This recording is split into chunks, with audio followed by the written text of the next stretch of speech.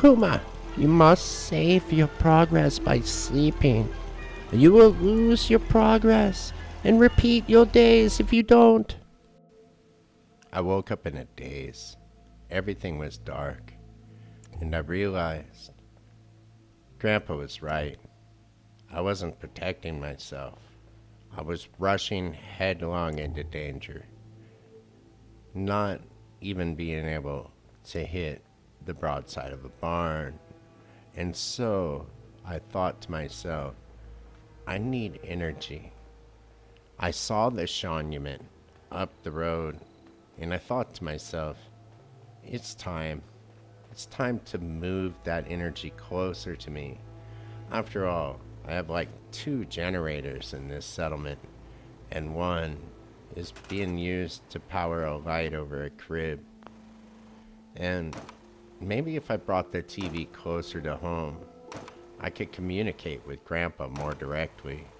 Because everything is weird, but I'm starting to realize that Grandpa is trying to communicate. He's trying to tell me something. And even though he wears that stupid mask, I just keep thinking, look at his strength. He has no real issues. It's like Grandpa is some kind of a prince about to become king. And it's amazing. He has unlimited resources, defeats enemies that shouldn't exist, and here I am. After all I've been through, I still cannot even protect myself. And I'm building this watermelon empire, and I have these settlers. Some of them have even killed me before. And I think to myself, is Sinead gonna perish because of you? I've gotta get ready. Things could happen. And I need this Shaunument close to me. I need light when I wake up. No more waking to darkness. No more stumbling in the dark. No more pretending. It's time to write a new chapter. With each foundation I place, my empire will grow.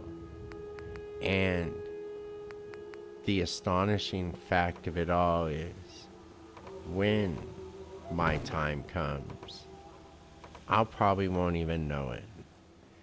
Just like I don't know what to do with these steps right now. And, I really don't even know why I'm building a Shaunument at all. I mean, that doesn't find Sean. It only adds to the agony, or does it?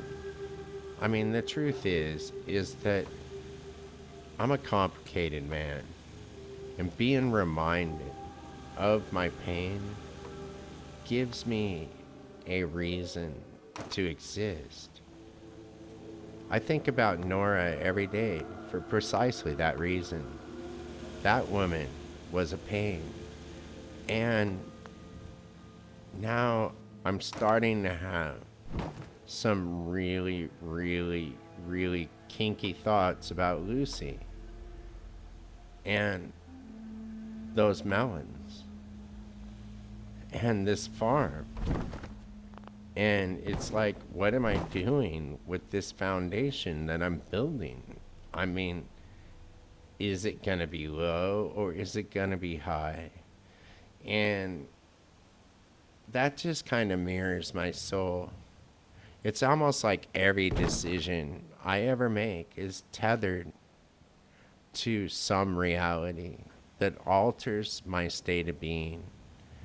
And when that becomes the way that it becomes, I realize in order to pass through this area and to make it all a usable space, I'm going to have to accept that in Fallout 4, weeds grow through foundations. And like the last Shaunument, this one's only temporary. These are like Shaunument holding areas. They are areas where the tribute begins to flourish and thrive as my empire will. And one day, there will be one law throughout the Commonwealth, Kuma's Law. I know this sounds delusional, because it is. Who would ever think that a player character who somehow learned to narrate his own game and think for himself without some kind of AI would ever rise above the ashes? But I will. And one day, I will teach the Commonwealth all about everything, including the failed battle for Quincy and how Preston ran like a little girl from that battle.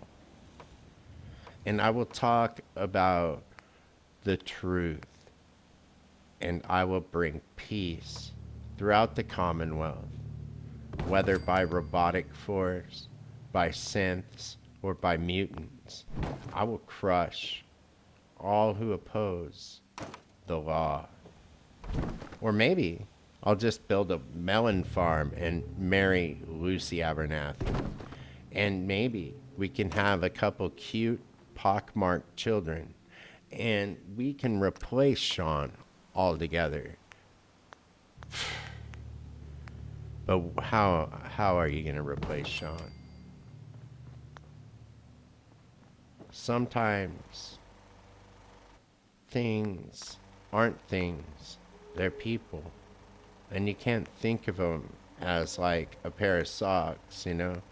It's like, man, this sock is missing, so I'm just gonna get another pair of socks. Sean used to wear socks, but he isn't a sock. And he isn't a pair of socks. In fact, Sean does have a pair, but they're really were tiny when I met him. Because after all, the dude was only a baby back then. I have no idea where Sean is now. And that is why I put a cool disco light up, and I'm gonna put a crib under it. Not just any crib, and not just any carpet. And I'm gonna put up a flag to remember what was the country that fell and how it led to Sean being gone. And man, sometimes you gotta think, look at my building skills.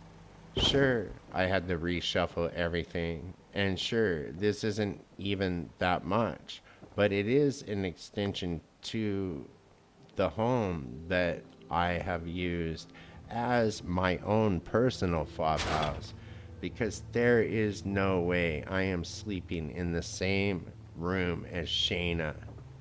That chick shot me. But it really was Grandpa's dream that made me do this. After all, I've got to live. I've got to make some progress.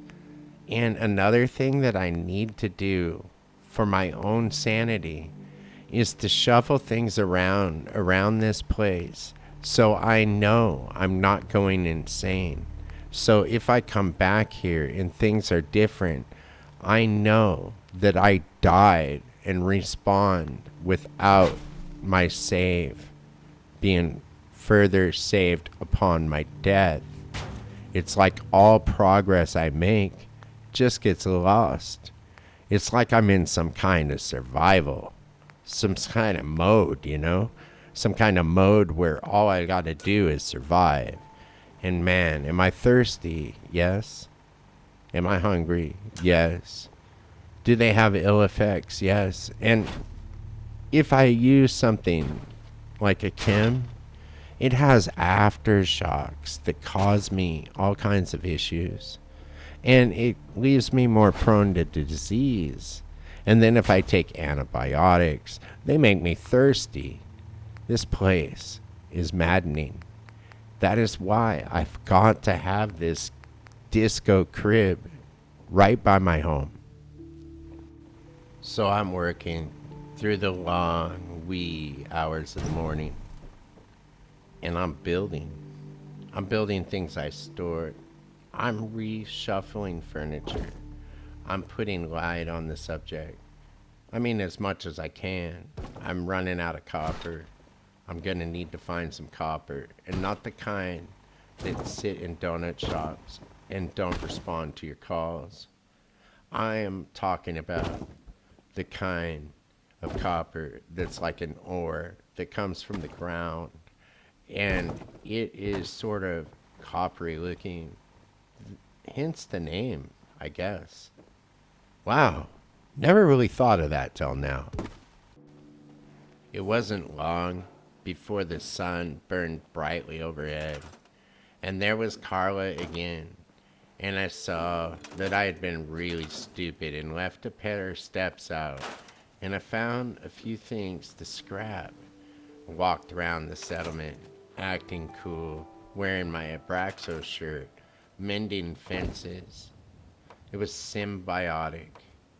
I meant symbolic. Or did I mean symbiotic? It was symbiotic with symbolism. Yeah, that'll work. It's like a symbolism of, hey, mutant, stay off my lawn. And by mutants, I don't mean Wolverine. That dude is cool. I mean super mutants. But they're not so super from what I hear. They have kind of green, mustard colored skin, and they talk like oafish trolls. I mean, let's get real. They suck. If I could find a way to mind control and enslave them, I will. But otherwise, I'll just fight them. I'll fight them somehow. And I'll make sure that I save in between kills if that's what it takes. And by saving, I mean just taking a little nighty poo. And the problem with taking a nighty poo is somehow you get sleep deprivation. And then this sleep deprivation causes you to get sick. And that constantly getting sick makes you not want to sleep. And not wanting to sleep makes you not respawn with your progress saved. And therefore, your life kind of gets all disjointed like episode 7 and 8. Or no. Wow, I am tripping. This is episode 8. And so far, we're just doing normal stuff. Rebuilding fences a little bit, and they'll get better over time. And the whole of Sanctuary will become better over time. I think leaving this kind of just slanted like this makes it look a little like a gate. So I'll just leave it like that, and oh, right on. A bowl for Dog. Dude, Dog is cool, and he is pretty actually helpful at finding things, and I'm finding out that he likes it here. I think that's cool, although I've never seen Sinead pet him even once. That chick has a real hard edge to her. And you know, the thing about Sinead is, you know, if she actually had hair, she might kind of be better looking than Lucy. I mean, at least she's got curves. But, you know, she's also not quite as cold as Nora was. But I'm not considering having my underlings as potential spouses or even surrogates. When I repopulate the wasteland, I think I'll just do it in vitro, because those kinds of relationships are just such a pain. And if Nora taught me anything, Don't have a child with a woman. It could end up in an apocalypse. But man, as the fence gets mended, I just start becoming bored. But I remember doing it for quite a while. And wondering, is this what I'm reduced to? One thing that is for certain, the feng shui has changed. Everything is a little more vibey. And moving the Shaunument was probably a good idea. If I'm going to rebuild my own home, I'm going to wait for the right materials because it's going to need to be really nice. Then there will be a living testament to Sean inside his room where I will show what my heart feels about Sean, where I will bring offerings and pray that someday things get stronger around here. But I've got everything working. I've got Trash Can Carla coming to my settlement as I planned. And even though everything was fragmented and Grandpa keeps coming to me in dreams, somehow this time it wasn't haunting. It was an epiphany. I actually realized that in order to have Lucy, I need to prove my worth as a man. Lucy isn't the type of chick that just goes off with anyone. And her loyalty to that obnoxious jerk of a father named Blake that she has just proves it. Because Blake sucks. I don't even like his beard. And Connie, she knocked my head clean off. I don't know if that was a dream, but some part of me doesn't feel like it really was. Some part of me feels like that I am destined to repeat my mistakes unless I learn from them. And that survival itself is all about just that.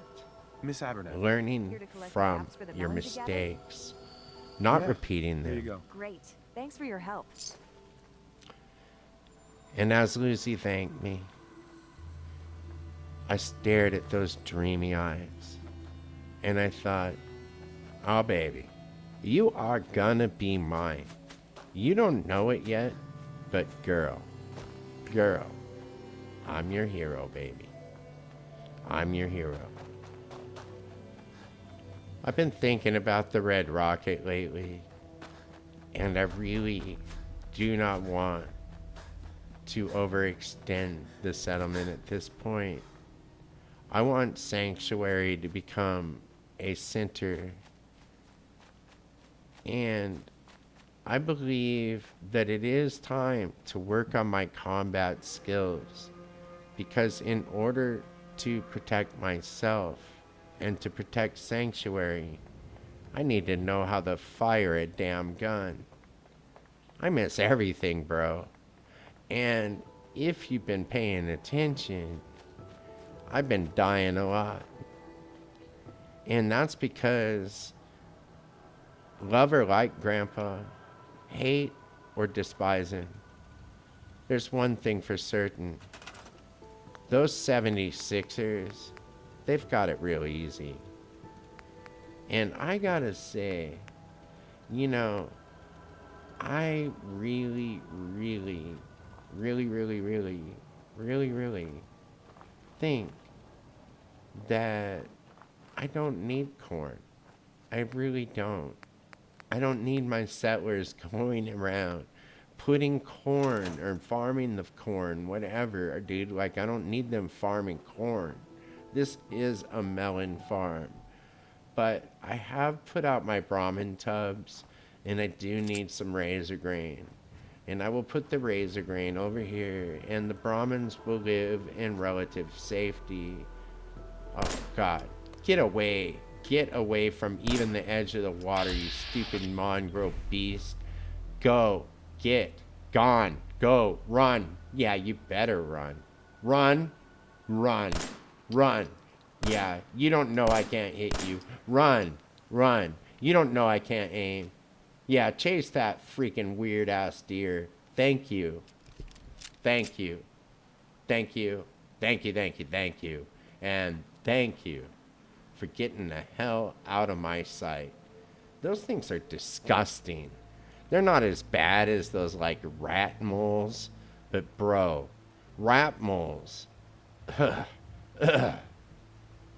You know? It's kind of like, what is that chick's name that runs Drumlin Diner? Trudy? Ah, Trudy, how Rudy. Ugh. Oh, man.